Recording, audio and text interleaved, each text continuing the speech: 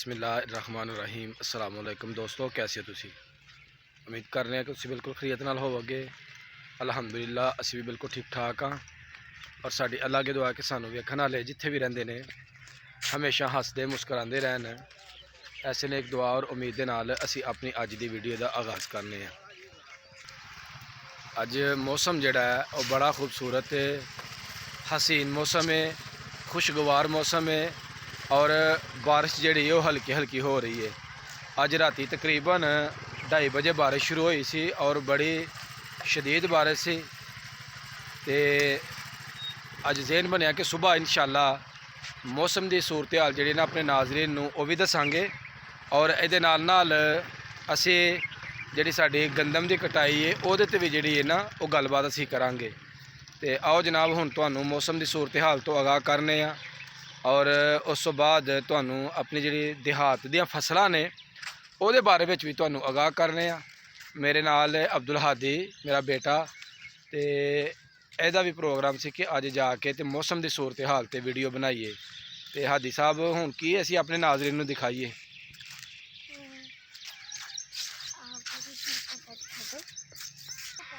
हादी कह रहा जी दो जो दिल करदा दिखा दो, लेकिन असी तो दिखाने इंशाअल्लाह तुहानूं अच्छी चीज़ां।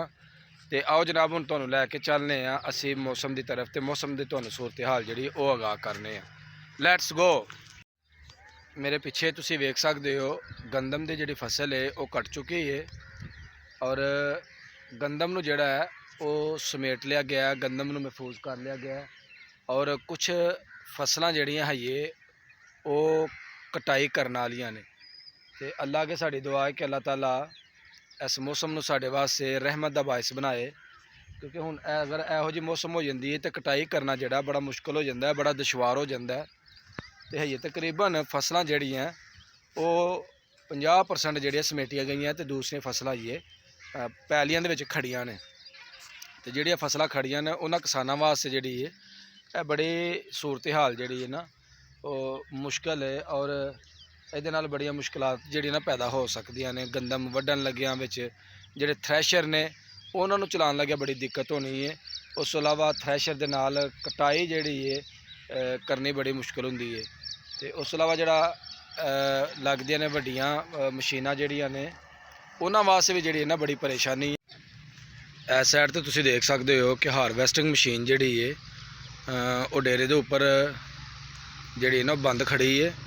तो इस साइड तो जोड़े फसलां ने वो तकरीबन वो भी समेट लिया गई ने और अगली तरफ जी ना तुहानूं दूरों दिखाने वो अगे फसल जी ना वो गंदम की है खड़ी है, वो ये कटाई करने वाली और कुछ फसलां ने उन्होंने भरियां जी ना वो बनियां ने।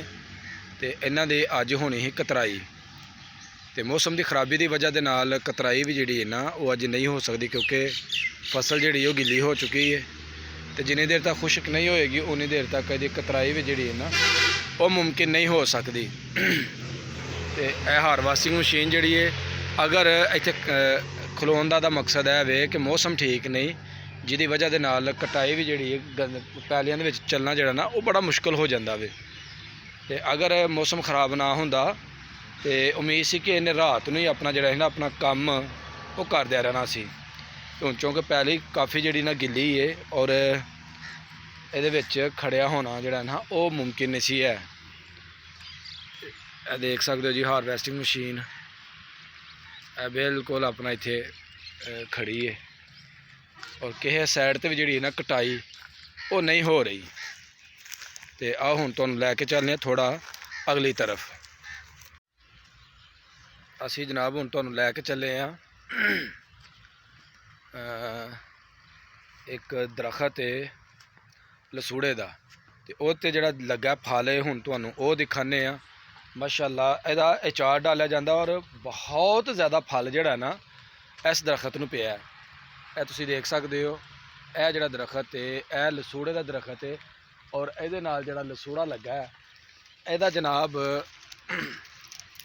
पाया जाता वे अचार है जी लसूड़े ने।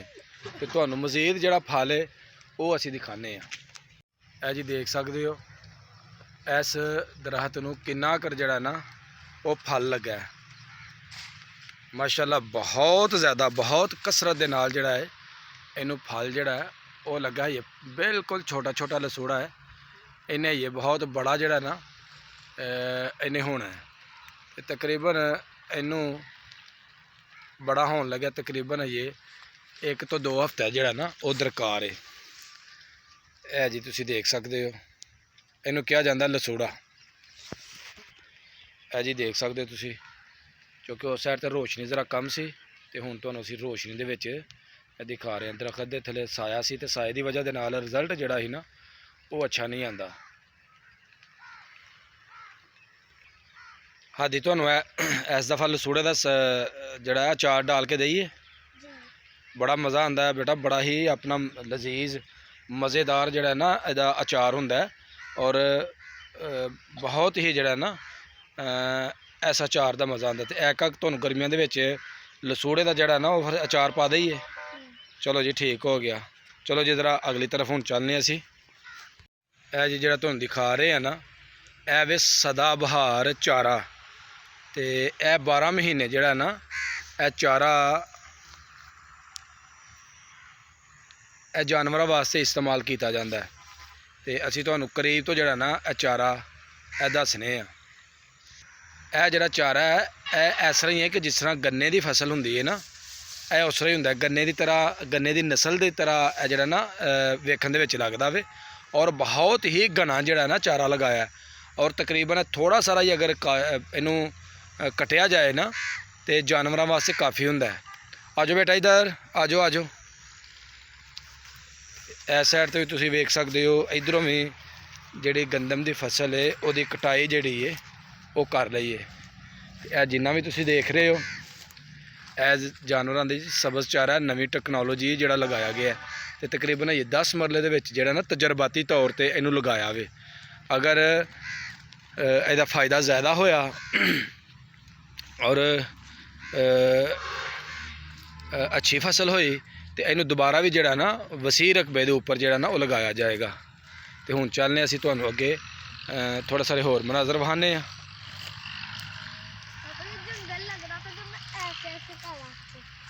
ये वाला हाँ जंगल की तरह ही लगता है क्योंकि ये बहुत ज़्यादा घना है।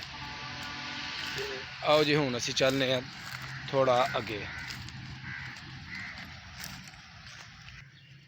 इस तरफ ना थोड़े सारे हिस्से दे विच कमाद जिहड़ा ना वो लगाया और ए घर चूसन वास्ते जिहड़ा ना कमाद लगाया गया वे। और दूसरी तरफ जिहड़ा ना लोगों ने प्लाट लए हुंदे ने, उन्हां प्लाटां दे विच जिहड़ा ना वो चारा वगैरह जानवरों वास्ते भी बीज दिता जाता ताकि खाली ना पे रहन।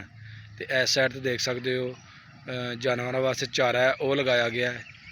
तो आओ जी हुण तुहानूं एक छोटी जी फसल होर लगी है, तुहानूं वो भी दिखाइए तो अपनी वीडियो करिए मुकम्मल। है जी असी जी छोटी जी घर के इस्तेमाल वास्ते फसल लगाई है, असी तुहानूं दिखाने हुण ओ कौन सी। ये शहरक की नस्ल ही को लग रही है। नहीं शहरक तो नहीं है लेकिन लग तो कोई ऐसी रही है।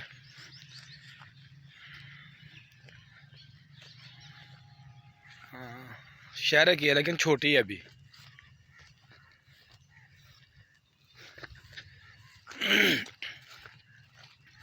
यह जनाब इत्थे लगी है भिंडी की फसल, तो इत्थे घर के इस्तेमाल वास्ते भिंडी लगाई है। और नाल ए खरबूजे के चंद वल्लां ने और इस अगे जड़ियाँ ए वल्लां नज़र आ रही ने ए ने कद्दू शरीफ दियाँ। तो ये नाल फुल जिहड़ा ना वो लगना शुरू हो गए ने। तो एक घर के इस्तेमाल वास्ते काफ़ी जिहड़े ना भिंडियाँ तकरीबन मरला 1.5 मरले दे विच जिहड़ा ना ए लगाइयां ने। तो यह कद्दू जिहड़ा ना इनू लगा वे, यह देख सकते कद्दू बारिश की वजह के नाल उहदे उपर मिट्टी जिहड़ी है ना वो आ गई है। दोस्तों साडी अज की वीडियो हो गई है मुकम्मल। अगर मेरी वीडियो लगे अच्छी तो मेरी वीडियो नू अपने friends and family member they which share करना है।